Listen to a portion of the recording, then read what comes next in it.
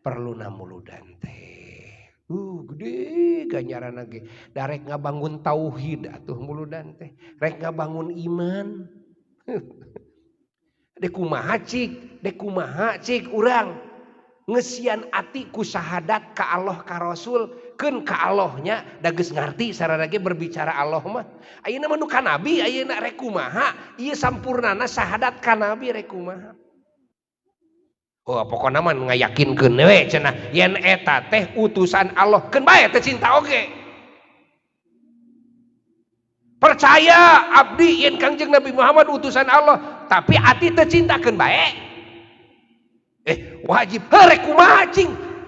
Pikir ke otak maneh rek kumaha ati maneh bisa cinta ka Nabi mun ati maneh teu nyaho sisi pikacintaeunana di diri Nabi. Dek kumaha maneh bisa ngagungkeun ka Nabi gitu kan. Lamun ati maneh teu nyaho sisi keagungan Nabi. Dan teu cukup ku percaya wungkul nu disebut iman teh ya kudu make cinta jeung make ngagungkeun. Sepakat kabeh ulama teu disebut iman ka Allah ka Rasul mun eueuh cintaan eueuh takzim ka Allah ka Rasul. Percaya ieu teh pangeran tapi ngahinakeun, percaya ieu ka Nabi tapi ati teu ngagungkeun. Teu kace eta mah percayana oge. Omdo. Bener henteu? Tah kitu.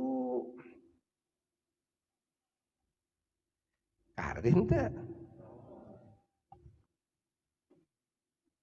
Ieu manfaatna luar biasa balik tina muludan teh ati jelema teh cintana ka Rasul jol bekah.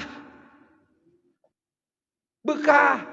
Yeuh, siga bolu di open. Ya kan? Adonan di open pan bekah eta teh. Ngabekahan rasa ngagungkeun ngabekahan.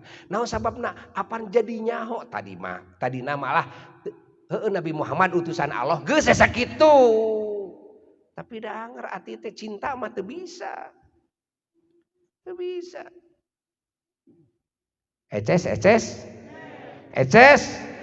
Iya bisi hayang nyaho. Naon sababna para ulama-ulama Yahudi Nasrani. Ingat, baheula ieu dihukuman kafir ka Nabi, kafir dina agama sababna naon? Apan ulama-ulama nama nyahoeun.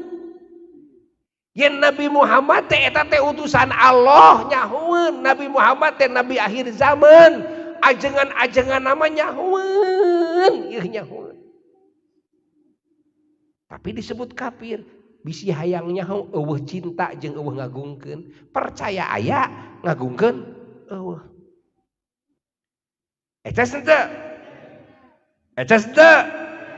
Ari iblis ieu pangna diusir ku Allah, dilaknat ku Allah jeung kabeh turunanana.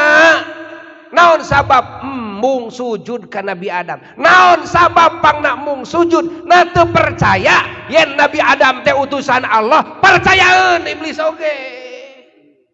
Naon atuh? Apan ceuk iblis teh ana khairun minhu, agung abdi jeung Adam teh.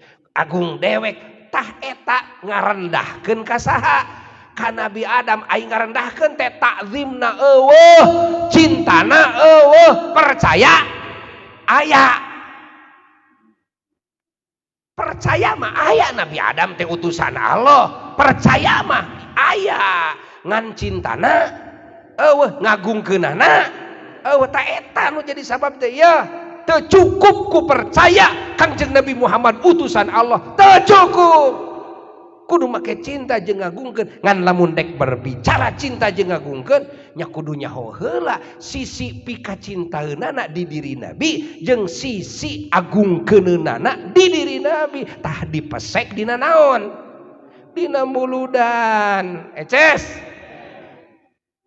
Geus eces mah sakitu heulanan. Sabab dek tuluy kasadang ayeuna. Pek geura pikiran kumaraneh ayeuna mah. Manya sakitu teu harti keneh, mun teu harti sia di dakor sia tah kitu ceuk urang Cigonewah. Eta mah kitu sateja.